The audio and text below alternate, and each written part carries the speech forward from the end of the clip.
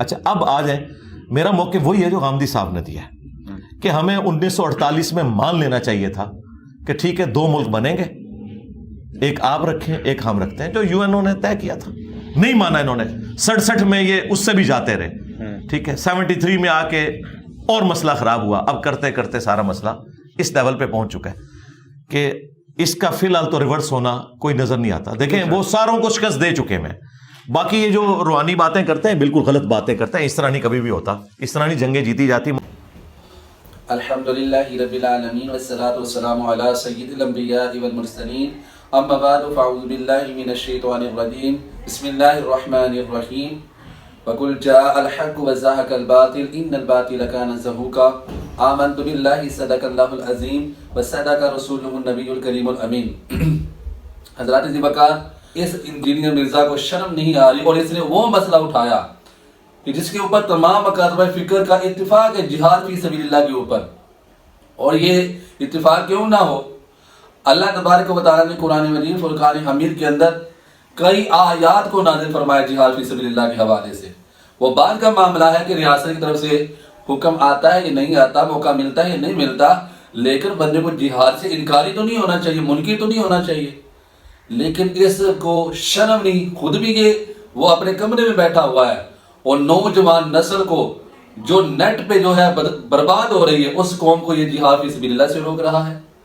آج تک اس نے یہ نہیں بیان دیا کہ گناہوں کو چھوڑ دو، یہ برے کاموں کو چھوڑ دو، لیکن جب کوئی بھی نیکی والا کام آتا ہے تو اس کے اندر یہ کیا کرتا ہے کہ سہولت کار بن جاتا ہے اور کہتا ہے کہ جہاد فی سبیل اللہ کوئی نہیں، بس آپ اپنی روزی کمائیں، پیسے کمائیں اور باہر جا کے یورپ کے اندر جا کے جتنے بھی یورپی ممالک ہیں وہاں جا کے اپنی کمائی کرے، لیکن جہاد کرنے کے لیے نہ جائے۔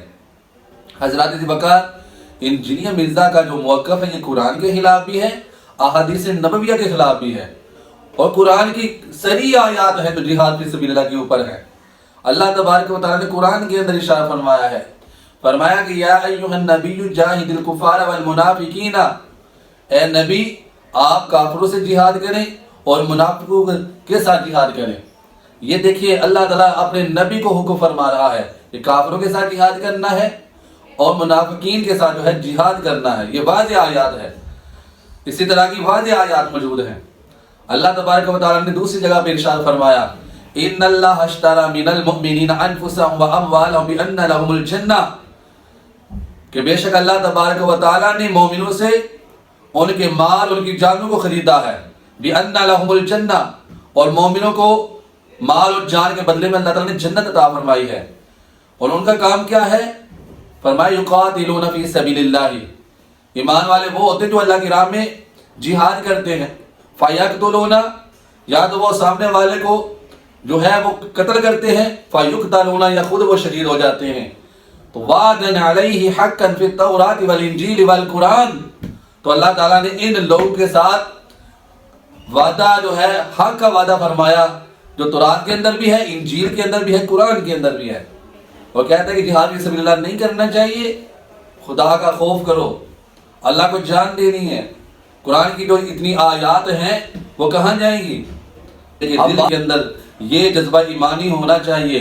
اللہ تعالیٰ اس جذبہ ایمانی کی وجہ سے، اس نیت کی وجہ سے اللہ تبارک و تعالیٰ جو ہے اس بندے کے گناہوں کو بھی معاف فرما دیتا ہے۔ اللہ تعالیٰ اس کی اس نیت کو اپنی بارگاہ میں قبول بھی فرما لیتا ہے۔ اللہ تعالیٰ اس کو بندے کو اس نیت پر ثواب عطا فرماتا ہے۔